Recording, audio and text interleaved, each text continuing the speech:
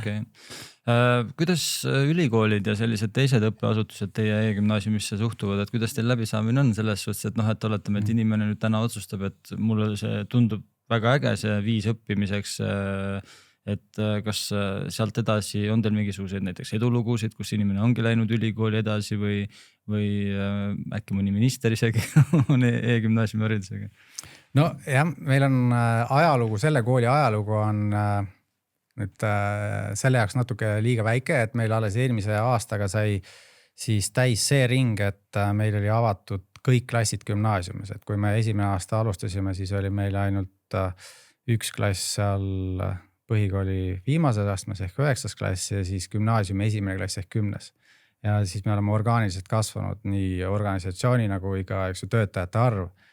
Ja nüüd siis algas septembrist meil see 4. tegevusaasta, et see on siis esimene kord, kus me niimoodi siis täismahus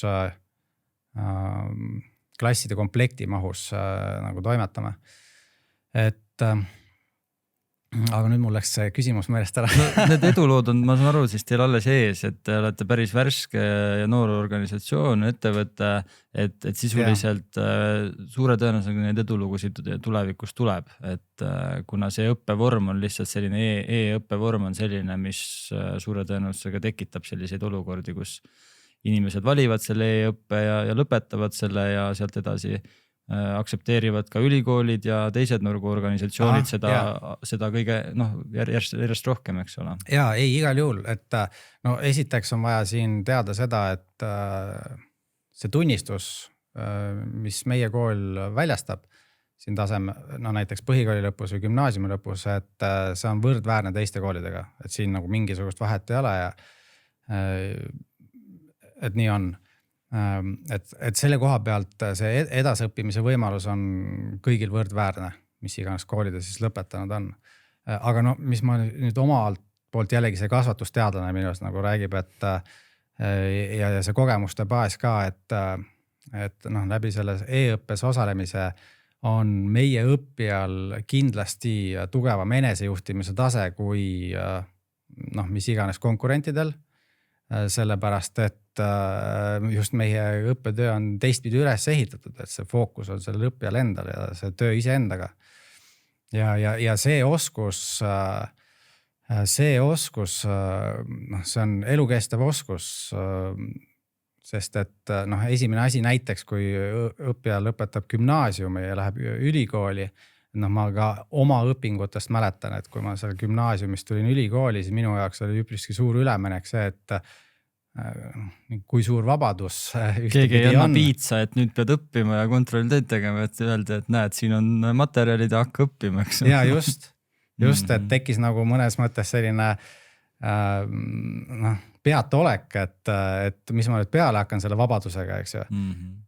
Aga see oli tegelikult viide nüüd tagantjärgi niimoodi mõeldes sellele, et see enesejuhtimise tase lihtsalt oli niivõrd kehva, et ma ei teadnudki, et kuidas siis süsteemselt läheneda oma sellele karjäärile ja selle koha pealt on meie õppijad kindlasti eelisolukorras ja kui nüüd oli ülikoolist juttu, et meil on näiteks me oleme ainukene kool minu teada Eestis, kes teebki ametlikult koostööd ülikooliga.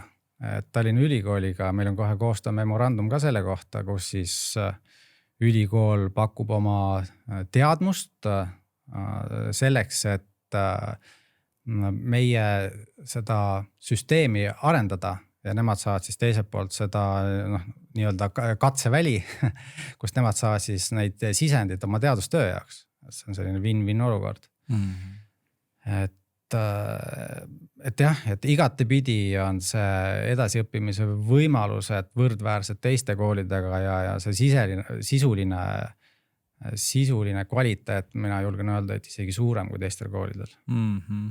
Okei, aga sa siin oled visanud õhku paar korda seda, et nagu see ise õppimise see oskus, eks ole. Räägime korra seda, et kuidas nagu seda arendada endas, sest et nagu võib-olla ongi, äkki ma ei ole terve elu võib-olla hariduse peale nii palju mõelnud, olen töö peale mõelnud, eks ole. äkki see ongi põhjus olnud näiteks, et noorena ei märgatud, et mul ei olnud seda enese nagu sellist iseõppimise oskust ja nüüd nagu ma tahaksin seda arendada endas, et see haridustee lõpuni käia. Kuidas seda teha? Ja kuidas teie enda e-gümnaasiumis teete seda?